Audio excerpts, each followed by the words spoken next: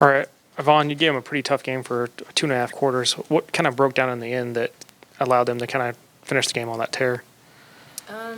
I would just say we had lapses where we weren't playing defense and they converted, and we didn't retaliate. All right. Of course, the final score was kind of lopsided, but I said, can y'all take positive from those first 2.5 quarters, knowing that y'all did play with the number 4 team in the nation for that long?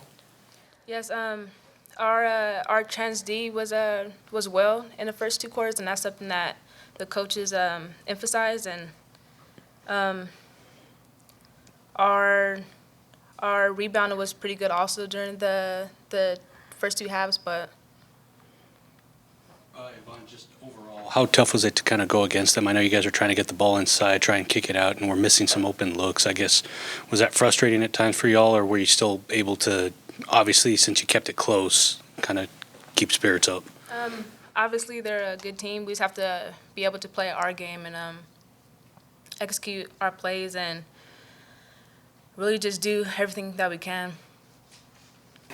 All right, Coach. 2.5 quarters, you had to be pleased with what was going on, and then it's like the wheels kind of came off there. What happened at the end of the game there? Did they just looks like they just kind of out muscled you inside and took over down low?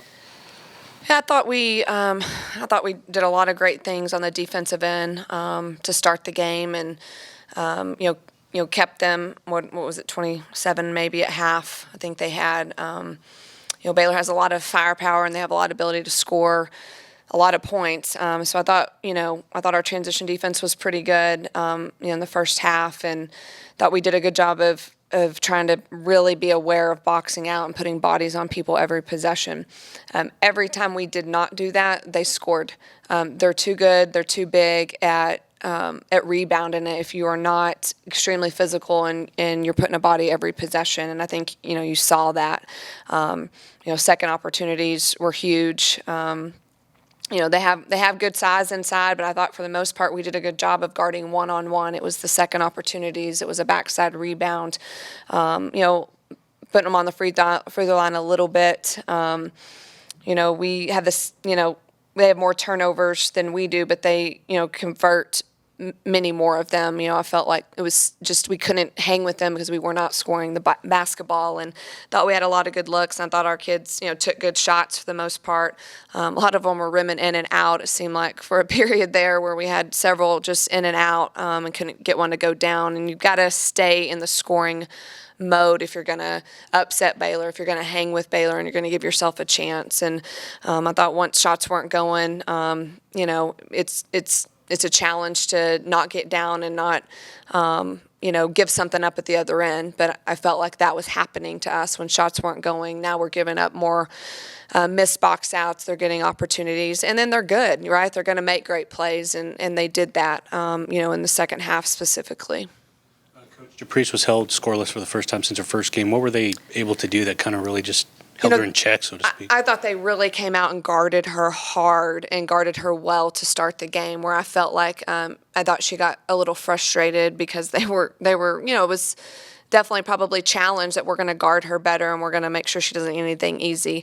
But then I thought as the game started to go on, and she let it come to her a little bit more. She got good looks. Several of them just rimmed in and out, and it was just kind of one of those nights for her. But I liked that she stayed aggressive. I thought she did a great job.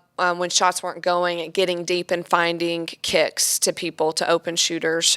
So I was proud that she was able to do some of that. And then I thought she did a good job defensively at times, getting her hands on stuff and creating some things. Overall, what were y'all trying to do against Baylor? Because like you said, they were very big inside, but it seemed like you were trying to get the ball in there and actually did get some nice plays when you were able to kind of get them to double and you kind of got it to the help side. Yeah, I mean, we wanted to stay aggressive. Just because they're big doesn't mean we're not going to try to get to the paint or throw it into the post and play, basketball. So, we just tried to be as aggressive as we could. We tried to take their bigs away from the goal. We got some nice rip and goes. Lily finished one.